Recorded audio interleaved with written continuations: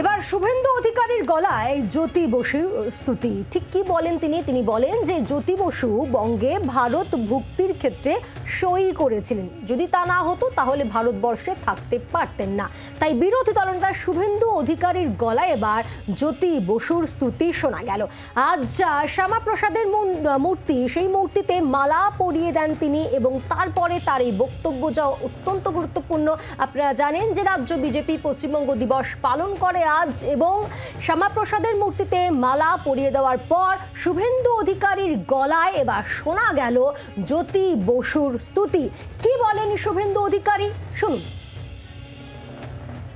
বঙ্গের এই পশ্চিম দিকটা মানে পশ্চিমবঙ্গ, এর জন্য আলাদা একটি প্রদেশ তৈরি করে ভারত ভুক্তি করা হোক, এই প্রস্তাবের পক্ষে, এই প্রস্তাবের মুভার ছিলেন ভারত কেশরী ডক্টর শ্যামাপ্রসাদ মুখার্জি, এবং এই প্রস্তাবের পক্ষে ভোট পড়েছিল 58টি। এবং আমরা তো ইতিহাস বিকৃতি করি না, এই 58 জনের মধ্যে প্রাক্তন মুখ্যমন্ত্রী বামপন্থী নেতা জ্যোতি বসুও ছিলেন। আমরা ভারতীয় জনতা পার্টি আদর্শগতভাবে কমিউনিস্টদের বিরোধী, আমরা কখনোই বলি না যে জ্যোতিবাবু আমাদের ভারত ভক্তির পক্ষে ভোট দেননি।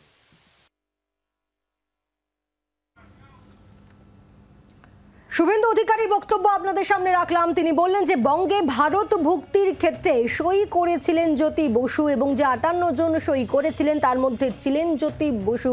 তাই আজ তার গলায় উঠে আসলো তার নামও। আজ রাজ্য বিজেপি তারা পশ্চিমবঙ্গ দিবস পালন করে এবং সেখানেই মূলত শ্যামাপ্রসাদের মূর্তিতে মাল্যদানের পর এই মন্তব্য বিরোধী দলনেতা শুভেন্দু অধিকারীর। ভারত ভুক্তির ক্ষেত্রে স্বাক্ষর করেছিলেন জ্যোতি বসু, এটা না হলে ভারতবর্ষে থাকতে পারতেন না, মন্তব্য বিরোধী দলনেতা শুভেন্দু অধিকারীর।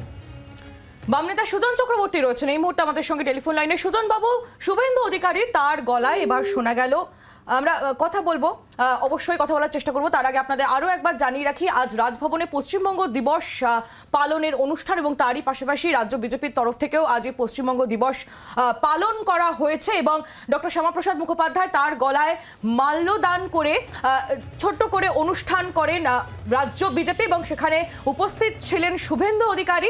তার সঙ্গে তার মুখ থেকে শোনা যায় পশ্চিমবঙ্গের পুরনো ইতিহাস তিনি বিকৃত করতে চান না, তারা বিকৃত করেন না, এই বক্তব্য যেমন তিনি রেখেছেন, তারই পাশাপাশি তিনি এটাও বলেছেন ভারত ভক্তিতে সই করেছিলেন জ্যোতি বসু। ভারত ভক্তিতে বঙ্গে সেখানে যে কজনের সই ছিল 58 জনের, তার মধ্যে জ্যোতি বসুও ছিলেন।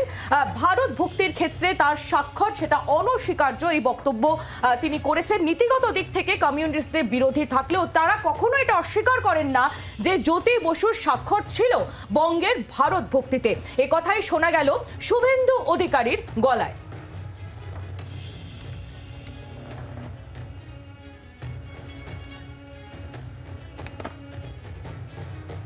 শুভেন্দু অধিকারী বিরোধী দলনেতা, তিনি আজকে পশ্চিমবঙ্গ দিবস পালন করার সময় তিনি ঠিক কি বলেন জ্যোতি বসু সম্পর্কে শোনাবো আরো একবার। বঙ্গের এই পশ্চিম দিকটা মানে পশ্চিমবঙ্গ, এর জন্য আলাদা একটি প্রদেশ তৈরি করে ভারত ভুক্তি করা হোক, এই প্রস্তাবের পক্ষে, এই প্রস্তাবের মুভার ছিলেন ভারত কেশরী ডক্টর শ্যামাপ্রসাদ মুখার্জি, এবং এই প্রস্তাবের পক্ষে ভোট পড়েছিল 58টি। এবং আমরা তো ইতিহাস বিকৃতি করি না, এই 58 জনের মধ্যে প্রাক্তন মুখ্যমন্ত্রী বামপন্থী নেতা জ্যোতি বসুও ছিলেন। আমরা ভারতীয় জনতা পার্টি আদর্শগতভাবে কমিউনিস্টদের বিরোধী, আমরা কখনোই বলি না যে জ্যোতিবাবু আমাদের ভারত ভক্তির পক্ষে ভোট দেননি। বাংলার আওয়াজ, বাঙালির আবেগ, জি 24 ঘন্টা।